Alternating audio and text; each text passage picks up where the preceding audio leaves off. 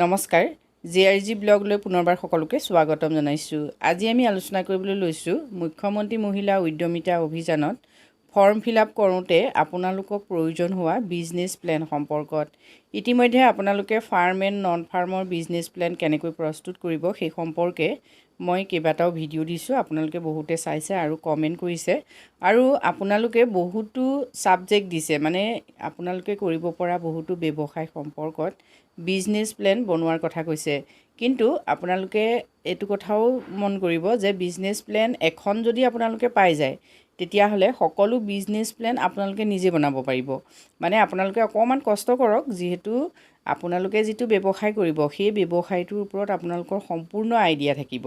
মানে আপোনালোকে ধৰি লওক ফিছাৰীৰ কথা বহুতে কৈছিলে, ফিছাৰী যেনিবা আপোনালোকে আৰম্ভ কৰিব খুজিছে, যিহেতু ফিছাৰীৰ কাৰণে আপোনালোকে ডাঙৰ এটা বহুত মাটিৰ ফিছাৰী এটা আৰম্ভ যিহেতু প্ৰথম অৱস্থাত কৰিব নোৱাৰে, গতিকে আপুনি আপোনাৰ পুখুৰীত যদি মাছ পালন কৰিব খোজে, মানে মীন পালন কৰিব খোজে, তেতিয়াহ'লেও আপোনালোকে এই বিজনেছ প্লেনটো নিজে বনাব পাৰিব। এতিয়া প্ৰথম অৱস্থাত আপোনালোকে বিজনেছ প্লেনটো বনাবৰ কাৰণে যিহেতু এক্সিষ্টিং বিজনেছত আপোনালোকে দেখুৱাব লাগিব।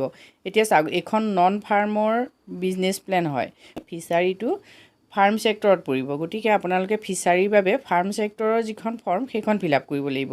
এইখন বিজনেছ প্লেন হ'ল ফাৰ্মৰ, আপোনালোকে এতিয়া মীন পালন কৰিব খুজিছে তেতিয়াহ'লে আপোনালোকে এইখন ফৰ্ম ফিল আপ কৰিব লাগিব। আপোনালোকে চাওক, name of the entrepreneur SHG member, SHG মেম্বাৰৰ name, SHG MIS code, current economic activities, মানে আপুনি কি কৰি আছে। যিহেতু আপোনালোকে মীন পালন কৰিব খুজিছে, গতিকে আপোনালোকে সেই ইকনমিক এক্টিভিটিজটোত মীন পালনৰ কথাই লিখিব, মানে আপোনালোকে মৎস্য পালন কৰিব খুজিছে, মৎস্য পালন বুলি দিলেই হ'ল। কাৰেণ্ট ইনকাম কিমান, এতিয়া চাওক আপোনালোকে যে মাছ পুহি আছে তাৰ পৰা আপোনালোকে যিটো আয় আপোনালোকে উপাৰ্জন কৰিছে সেই উপাৰ্জনৰ কথা ইয়াত উল্লেখ কৰিব। Name of the business which being planned in start বা এক্সপাণ্ড, এতিয়া আপোনালোকে যিহেতু মীন পালন কৰিব খুজিছে, মীন পালন কৰি আছে, গতিকে আপোনালোকে সেই মীন পালনটোকে যে আপোনালোকে অলপ ডাঙৰকৈ কৰিব খুজিছে সেই কথাটো ইয়াত উল্লেখ কৰক, মানে মৎস্য উৎপাদন বা মৎস্য পালন। নেক্সট আহিলে type of business. Type of বিজনেছত চাওক, প্ৰডাকশ্যন, ছাৰ্ভিচ, ট্ৰেডিং, সেইকেইটা আপোনালোকে গম পায়েই কোনটো আপোনালোকে কৰিব, ৰাইট দিব। যিহেতু এতিয়া আপোনালোকৰ প্ৰডাকশ্যন হ'ব, গতিকে প্ৰডাকশ্যনত দিব। ইনভেষ্টমেণ্ট প্লেনত আপোনালোকে চাওক, এৰিয়া অফ কাল্টিভেশ্যন, মানে আপোনাৰ কাল্টিভেশ্যনৰ, মানে আপুনি যিটো পুখুৰী ল'ব যদি মীন পালন হয় তেতিয়া সেই পুখুৰীটো কিমান মাটিৰ, সেইখিনি আপোনালোকে কিমান বিঘা আছে তাত এইটো ইয়াত উল্লেখ কৰিব। নেক্সট আহিলে নেম অফ দ্য ৰ মেটেৰিয়েলছ। ৰ মেটেৰিয়েলছ কি লাগিব, এতিয়া চাওক মাছ পুহিবৰ বাবে আপোনাক ৰ মেটেৰিয়েলছ কি লাগিব সেই কথাটো আপোনালোকে প্ৰথম চিন্তা কৰক। যিহেতু আপোনালোকক প্ৰথমতেই লাগিব পোনা লাগিব, যিহেতু পুখুৰীটো আপোনালোকৰ থাকিবই, গতিকে আপোনালোকে পোনা কিমান আনিব। এতিয়া পোনা ধৰি লওক পাৰ পিচ ইউনিট প্ৰাইচ মানে হ'ল পাৰ পিচ, মানে প্ৰতিটো পোনাত কিমানকৈ আপোনালোকে আনিব। এতিয়া ধৰি লওক পাৰ পিচ যেনিবা 5 ৰুপিজকৈ ল'লে, এতিয়া ইউনিট প্ৰাইজত আপোনালোকে 5 ৰুপিজ, এইফালে পোনাটো আপোনালোকে লিখিব লাগিব, এইফালে 5 ৰুপিজ। ইউনিট ৰিকুৱাৰ্ড কিমান ল'ব, ধৰি লওক আপোনালোকে প্ৰথমতে 1000 ল'লে, তেতিয়াহ'লে আপোনাৰ 5 ইনটু 1000 মানে 5000, মানে টোটেল কষ্ট আপোনাৰ 5000 হ'ব। গতিকে ৰ মেটেৰিয়েলছত আপোনালোকৰ খাদ্য সামগ্ৰী লাগিব, মাছক আপোনালোকে যিহেতু দানা দিব লাগিব, দানাৰ বাবে আপোনাৰ যিটো খৰচ হ'ব সেই দানা পাৰ পিচ আপুনি কিমান টকাত কিনিব, সেইখিনি আপোনাৰ প্ৰয়োজন, সেইটো উল্লেখ কৰি পেলাই টোটেল কষ্টটো ইয়াত দেখুৱাব। ঠিক তেনেকৈ আপোনালোকক আৰু কি লাগিব, মাছ পুহিবৰ বাবে যিহেতু মৎস্য উৎপাদনৰ বাবে আপোনালোকক জালো লাগে, যিহেতু জাল লাগে আৰু অন্যান্য যিখিনি আপোনালোকৰ প্ৰয়োজনীয় সেই প্ৰয়োজনীয় বস্তুবোৰ হ'ল কেঁচা সামগ্ৰী, গতিকে মানে ৰ মেটেৰিয়েলছ, সেই ৰ মেটেৰিয়েলছখিনি আপোনালোকে ইয়াত ভৰাব। আদাৰ্ছলৈকে আছে, গতিকে যিমানখিনি আপোনাৰ প্ৰয়োজন বুলি ভাবে সেইখিনি ভৰাব, তাৰ দৰটোৰ সৈতে আপুনি টোটেল কষ্টটো ইয়াত উল্লেখ কৰিব। এতিয়া টোটেল কষ্টটো উল্লেখ কৰাৰ পাছত আপোনালোকে চাওক, টোটেল যিটো হ'ব তাৰে আপোনালোকে 10,000 টকা চৰকাৰৰ পৰা পাব। এতিয়া ফাণ্ড ডিটেইলত ইয়াত উল্লেখ আছে, ফাণ্ড ফ্ৰম MMUA, মানে মুখ্যমন্ত্ৰী মহিলা উদ্যমিতা অভিযানৰ পৰা পাব 10,000, সেইটো ইয়াত উল্লেখ কৰিবই থাকিবই। এতিয়া টোটেল কষ্টত আপোনাৰ কিমান পইচা হৈছিলে, যদি ধৰি লওক আপোনাৰ 15,000 হ'ল যেনিবা, মানে ইউনিট আপুনি যিখিনি ৰ মেটেৰিয়েলছ কিনিলে গোটেইখিনি লগ খাই 15,000 হ'ল, টোটেল কষ্ট 15,000, তেতিয়া 10,000 টকা চৰকাৰৰ পৰা দিলে আৰু সেল্ফ কণ্ট্ৰিবিউশ্যন আপোনালোকে দেখিছে, মানে নিজে আপুনি কিমান মূলধন খৰচ কৰিব, 5,000 টকা হ'ব, গতিকে 5,000 টকাটো আপোনালোকে ইয়াত ভৰাই দিব। ঠিক আছে, টোটেল ফাণ্ডটো আপোনালোকে তেনেকৈ দেখুৱাব লাগিব। নেক্সট আহিলে মাৰ্কেটিং এণ্ড চেলছ প্লেন, আপোনালোকে ব্যৱসায়টো কেনেকৈ কৰিব, বিক্ৰী পৰিকল্পনা আপোনালোকৰ কি, সেই ক্ষেত্ৰত চাওক, কিমান কেজি মাছ উৎপাদন কৰিব সেইটো আপোনালোকে মানে আইডিয়া কৰি দিব লাগে। এটা বছৰৰ হিচাপ ইয়াত দেখুৱাব আপোনালোকে, এটা বছৰত আপোনালোকে যিখিনি মাছ পুহিছে তাৰ পৰা কিমান আশা কৰিছে, যিটো আশা কৰিছে ধৰি লওক আপোনালোকে 100 কেজি উৎপাদন কৰিম বুলি ভাবিছে, তেতিয়া 100 কেজি ইয়াত দিলে।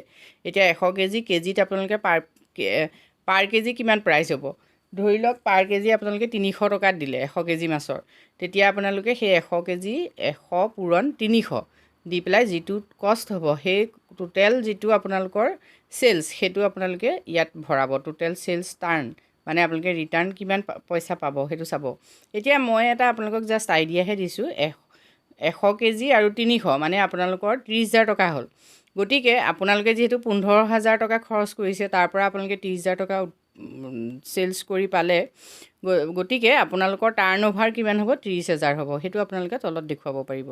এতিয়া এডিশ্যনেল ইনকাম আপোনালোকে কিবা আশা কৰিছে নেকি, যদি তাত এক্সট্ৰা এডিশ্যনেল ইনকাম মানে অতিৰিক্ত আয় আপোনালোকে কিবা আশা কৰে নেকি, কৰে যদি কিমান কৰে সেইটো ইয়াত উল্লেখ কৰিব। লিমিটেড বাই এইখিনি ছিগনেচাৰ অফ দ্য SHG মেম্বাৰৰ ছিগনেচাৰ দিব। এইখিনি আপোনালোকে যিহেতু আগৰ মই ভিডিঅ'টো উল্লেখ কৰিছোঁ, এইখিনি আপোনালোকে পূৰাব পাৰিব। এতিয়া ফাৰ্মৰ ক্ষেত্ৰত আপোনালোকে এনেকৈ ফৰ্মখন পূৰাব লাগিব। এইখন ফৰ্ম আপোনালোকে স্ক্ৰীনশ্বট মাৰিও ল'ব পাৰে। এই ফৰ্মখিনি যিহেতু SHG সদস্যসকলক দিয়া হৈছে, গতিকে আপোনালোকে ভিডিঅ'ত খবৰ কৰিব, ফৰ্মখিনি নিশ্চয় আপোনালোকে পাব। আৰু যদি পোৱা নাই তেতিয়াহ'লে আপোনালোকে ইয়াৰ পৰা এনেকৈ এটা স্ক্ৰীনশ্বট মাৰি ল'ব। এইখন নন ফাৰ্মৰ হয়, গতিকে আপোনালোকে এইখন যদি পূৰাব খুজিছে তেতিয়া আপোনালোকে এইখন পূৰাব পাৰিব। নন ফাৰ্মৰ ক্ষেত্ৰত যিহেতু ট্ৰেডিং পৰিব, লগতে মেনুফেকচাৰিঙো আহিব, আপোনালোকে এইখন স্ক্ৰীনশ্বট মাৰি ল'ব পাৰে। এইখন আৰু কেনেকৈ এইখন মই ফিল আপ কৰিছোঁ আগৰ ভিডিঅ'ত দিছোঁ, ডেছক্ৰিপশ্যন বক্সতো মই লিংকত দি দিম, আপোনালোকে তাত চাই ল'ব, চাই লৈ পেলাই এইখন আপোনালোকে পূৰাব। যি বিজনেছেই নকৰক কিয় সকলোতে আপোনালোকে মেটেৰিয়েলছটো চাব, মানে কেঁচা সামগ্ৰী কি লাগিব। আপোনালোকে বহুতে পাৰ্লাৰৰ ব্যৱসায় কৰাৰ কথা কৈছে, এতিয়া পাৰ্লাৰ আৰম্ভ কৰিবৰ বাবে আপোনালোকক কি লাগিব, প্ৰথম আপোনালোকে কেঁচা সামগ্ৰীটো মানে মেটেৰিয়েলছখিনি কি লাগিব। ফাৰ্নিচাৰ লাগিব আপোনাক, প্ৰথম কথা ফাৰ্নিচাৰো আপুনি ধৰি লওক বহুত হেভি আনিব নোৱাৰে, যিহেতু ইয়াত 10,000 টকাহে আপোনালোকক দিব। গতিকে আপোনালোকে যদি হেভি কেপিটেল ইউজ কৰিব পাৰে তেতিয়াহ'লে আপোনালোকে ইয়াত সেই কথাটো উল্লেখ কৰিব পাৰিব।